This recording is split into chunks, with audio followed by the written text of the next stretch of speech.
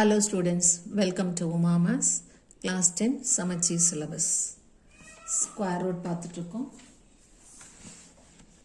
Exercise 3.7. Exercise 3.7ல question number 1.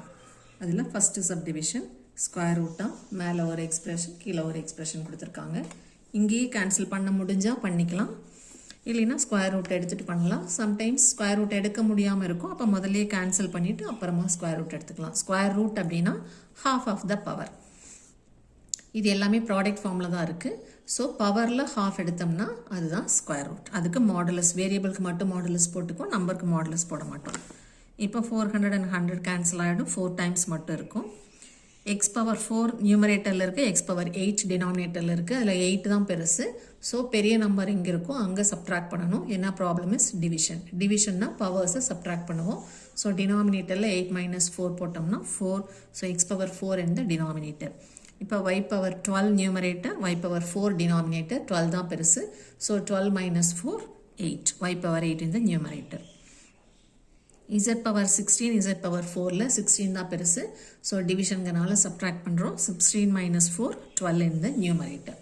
இப்போ square root எடுக்கிறோம். 4ஓட ஸ்கொயர் ரூட் 2, y பவர் 8ஓட ஸ்கொயர் ரூட் 4, z பவர் 12ஓட square root z power 6, x power 4ஓட square root x power 2. That is half of the power. இது எல்லாத்துலேயும் பவரில் half பாதி எடுக்கிறோம். 4ங்கிறது 2 பவர் 2. ஸோ அதில் பாதி 2 பவர் 1. அந்த 2 மட்டும் வெளியே வச்சுட்டு மீதி எல்லாத்துக்கும் மாடுலஸ் போட்டிருப்போம். இப்போ செகண்ட் சப்டிவிஷன். நியூமரேட்டர்லையும் டினாமினேட்டர்லையும் 3 டேர்ம்ஸ் இருக்குது. ஸோ ஸ்ப்ளிட்டிங் த மிடில் டேர்ம் போட போகிறோம். அதுக்கு முன்னாடி இந்த ஃப்ராக்ஷனை அவாய்ட் பண்ணுறதுக்காக எல்சிஎம் எடுக்கிறோம். 2க்கும் 16க்கும் எல்சிஎம் 16. ஸோ எல்லா இடத்துலையும் டினாமினேட்டரில் 16 வரணும். இங்கே டினாமினேட்டர் 1ன்னு இருக்கிறனால இன்ட்டு 16 × 16 போடுறோம். அப்போ 16x². இங்கே 2 இருக்கிறனால இன்ட்டு 8 × 8 போடுறோம். So -8x. இங்கே 16 இருக்கிறனால இந்த +1 அப்படியே போட்டிருக்கோம். நியூமரேட்டர் அப்படியே இருக்குது. இப்போ இந்த டினாமினேட்டரில் இருக்கிற ஃப்ராக்ஷன் நியூமரேட்டருக்கு போகும்போது ரெசிப்ரோக்கல் ஆகிடும். ஸோ இந்த பை 16, இந்த 16 நியூமரேட்டருக்கு போயிடும். ஸோ 16 × நியூமரேட்டர் டிவைடட் பை இந்த டினாமினேட்டர். இப்போ ஃபேக்டரைசேஷன். இங்கே கோஎஃபிஷியன்ட் 7 இருக்குது, constant 2. So 7 2s are 14 factorise பண்ணணும். 2 7s are பண்ணலாம், 114 பண்ணலாம். பட் இங்கே ப்ளஸ் சிம்பிள் இருக்கிறனால நம்ம ஃபேக்டர்ஸ் ரெண்டையும் ஆட் பண்ணணும்.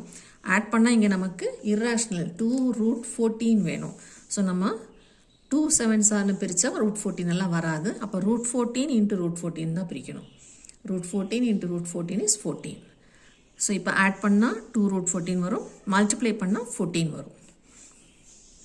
இப்போ எதால் மல்டிப்ளை பண்ணமோ அதால் கோஎஃபிஷியன்ட் ஆஃப் x² டிவைட் பண்ணால் பை 7 போடணும். இப்போ √14 நம்ம எப்படி எழுதுகிறோம்? √2 × √7 எழுதுகிறோம். இந்த 7 எப்படி எழுதுகிறோம்? √7 × √7 எழுதுகிறோம். ஸோ ஒரு √7 நியூமரேட்டர்லையும் டினாமினேட்டர்லையும் கேன்சல் ஆகிடும். இப்போ மீதி ஒரு √7 நியூமரேட்டர், √7 இந்த டினாமினேட்டர். இதுவும் அதே ஃபேக்டர் தான். இப்போ இதை ஃபேக்டரைசேஷன் ஃபார்மில் எழுதணும்னா √7 இங்கே எக்ஸோட கோஎஃபிஷியன்ட் ஆகிடும்.